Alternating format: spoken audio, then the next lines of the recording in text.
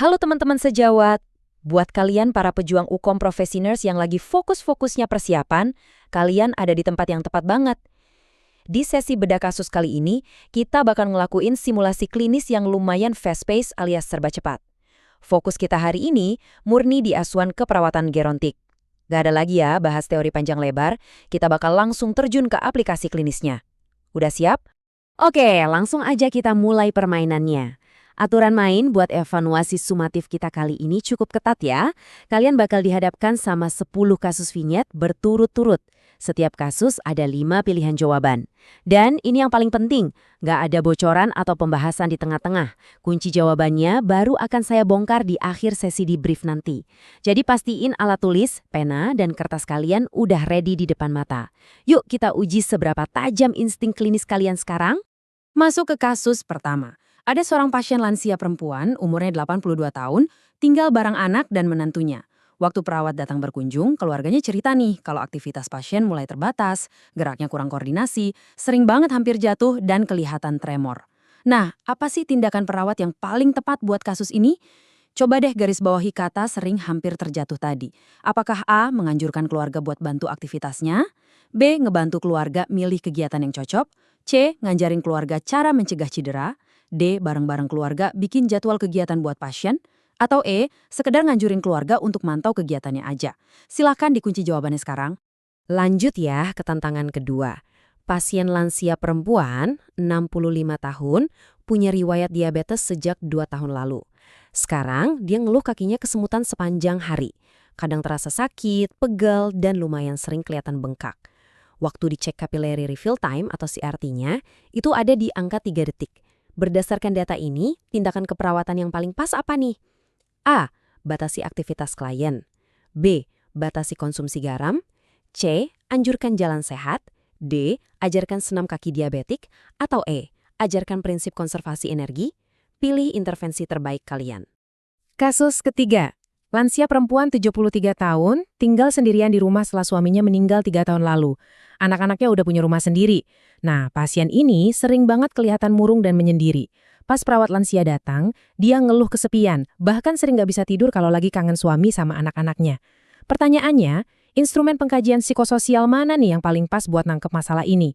Apakah A.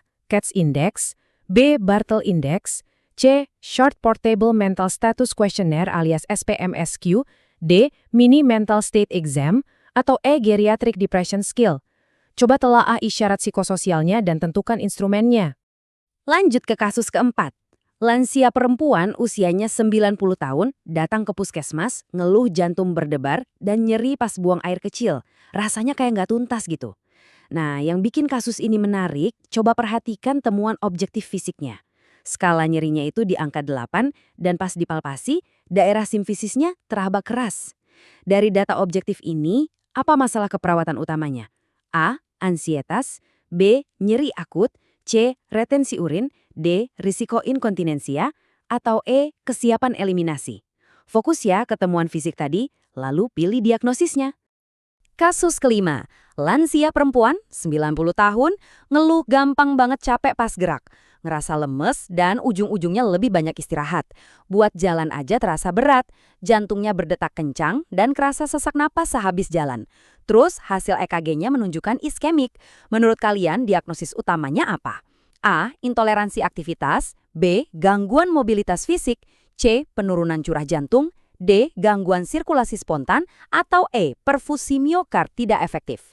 Catat pilihan kalian dan hati-hati ya, jangan sampai ketukar antara intoleransi sama penurunan curah jantung. Wah, kita udah lewatin separuh jalan nih. Di kasus ke-6, ada lansia laki-laki, umurnya 65 tahun, dirawat di bangsal gerontik. Dari pengkajian, dia ngeluh 2 hari terakhir, lututnya ngilu banget pas malam hari sampai nggak bisa tidur. Skala nyeri ada di angka 6, nafsu makannya turun, dan lututnya kelihatan bengkak. Diagnosa keperawatan utamanya apa nih? A. Mual, B. Nyeri akut, C. Nyeri kronis, D. Gangguan pola tidur, atau E. Gangguan mobilitas fisik. Coba timbang-timbang lagi indikator nyerinya dan pilih prioritasnya. Yuk, kita geser fokus sedikit ke bahaya lingkungan di kasus ke-7 ini. Lansia laki-laki 75 tahun. Dia punya riwayat jatuh 2 minggu lalu yang bikin tangan kirinya terkilir. Pasien ini juga ternyata punya gangguan pendengaran. Pas kita observasi rumahnya, lantai yang dipakai itu ternyata keramik. Kira-kira apa intervensi yang paling tepat buat ngehindarin dia jatuh lagi? A. Menganjurkan beli alat bantu jalan. B. Menganjurkan pemeriksaan penunjang. C. Nganjurin pakai alat bantu dengar. D. Nganjurin pakai alas kaki yang nggak licin. Atau E. Nganjurin kegiatan untuk mempertahankan fungsi kognitif. Silakan tentukan tindakan preventifnya. Kasus ke-8. Lansia perempuan usianya 85 tahun. Keluhan utamanya ada luka di punggung. Pas dikaji, ternyata itu ulkus dalam, cekung, kelihatan ada pus atau nanah, kemerahan dan berbau. Pasien ini punya riwayat stroke dan mengalami kelumpuhan di kedua ekstremitas bawah. Intervensi keperawatan yang paling tepat buat masalah ini apa? A. Ngolesin ke lotion. B. Melakukan perawatan luka.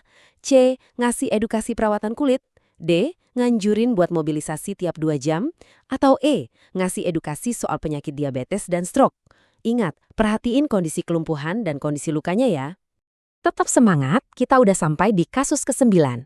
Lansia perempuan, 82 tahun, tinggal sendirian di rumah. Kalau jalan dia harus pakai tongkat, terus penglihatan sama pendengarannya juga udah terganggu. Di rumahnya, kelihatan banyak banget barang pecah belah berserakan. Masalah keperawatan utamanya apa nih? A. Resiko jatuh. B. Defisit perawatan diri. C. Resiko intoleransi aktivitas. D. Resiko cedera saluran kencing. E. Resiko kerusakan integritas kulit. Perhatiin baik-baik kombinasi antara keterbatasan fisiknya dan kondisi rumahnya yang lumayan bahaya itu. Dan sampailah kita di kasus ke-10. Ini pertanyaan terakhir untuk fase simulasi kita kali ini.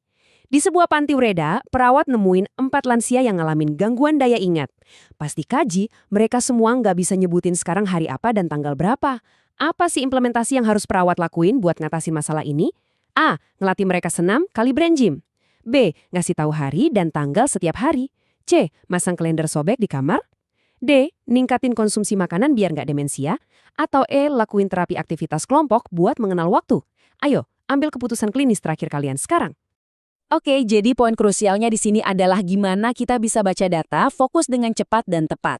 Saatnya bongkar jawaban. Yuk, cocokin jawaban di kertas kalian sama tabel yang ada di layar. Buat 5 soal pertama, nomor 1C, 2D, 3E, 4C, dan 5A. Gimana nih skornya sejauh ini?